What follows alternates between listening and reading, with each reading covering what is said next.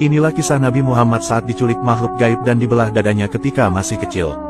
Dahulu, tidak ada seorang nabi pun yang terlepas dari cobaan ujian tetesan air mata dan musibah yang menyedihkan. Hal inilah yang juga dialami Rasulullah Shallallahu Alaihi Wasallam dalam memimpin dan memperjuangkan agama Islam.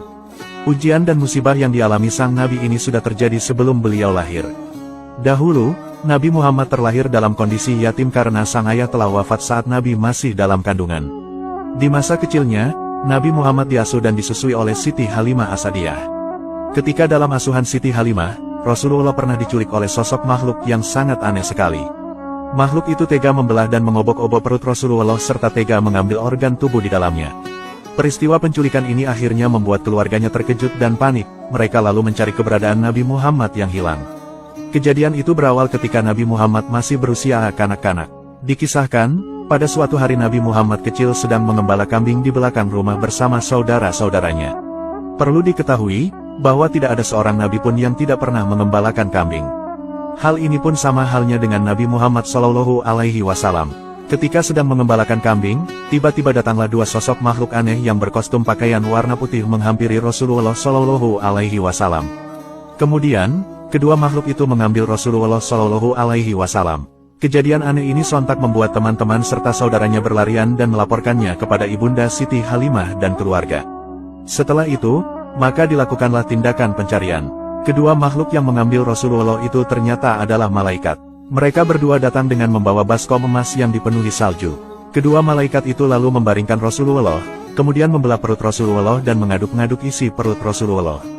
Mereka sepertinya mencari sesuatu di dalam organ tubuh Rasulullah Shallallahu Alaihi Wasallam. Setelah beberapa saat, para malaikat lalu mengeluarkan sebuah organ gumpalan hitam dari hati Rasulullah yang ternyata adalah bagian dari setan. Malaikat itu kemudian membuang gumpalan hitam itu. Kemudian, malaikat mencuci hati dan perut Rasulullah dengan menggunakan salju yang bersih, ada pula yang mengatakan menggunakan air zam-zam. Ternyata, para malaikat ini diutus Allah untuk membersihkan jiwa Rasulullah Shallallahu Alaihi Wasallam. Sehingga, beliau kelak menjadi manusia yang suci batin dan zahirnya. Setelah kejadian itu, akhirnya Siti Halimah dan sang suami berhasil menemukan Rasulullah dalam kondisi berdiri dengan wajah pucat, namun tidak terjadi apa-apa. Orang tua angkat Rasulullah itu khawatir jika Rasulullah sedang sakit. Mereka lalu berencana memulangkan Rasulullah kepada ibu kandungnya disebabkan Rasulullah kerap menghilang. Bahkan pernah juga Rasulullah ditimang-timang dan hendak dirampas oleh orang-orang Nasrani dari Habasyah. Rasulullah kemudian kembali diasuh ibundanya Siti Aminah dan kakeknya Abdul Muthalib. Peristiwa ini terjadi setelah Siti Halimah mengembalikan hak asuhnya kepada Siti Aminah. Rasulullah juga selalu dalam penjagaan Allah Subhanahu wa Ta'ala.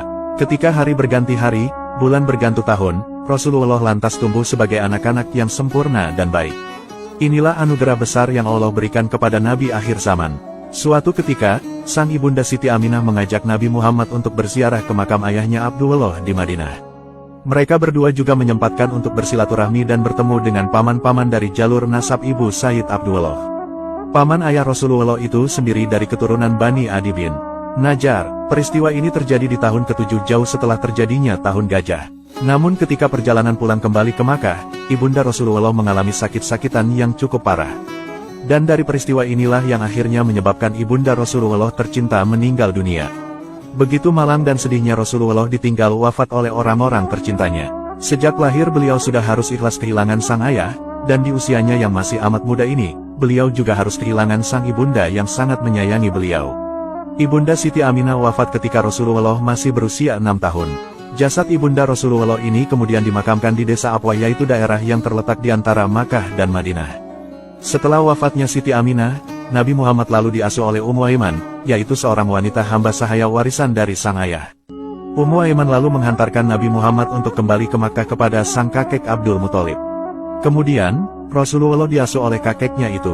Begitulah kisah ujian dan musibah yang menyedihkan yang dialami keluarga Rasulullah Shallallahu Alaihi Wasallam di usianya yang masih muda.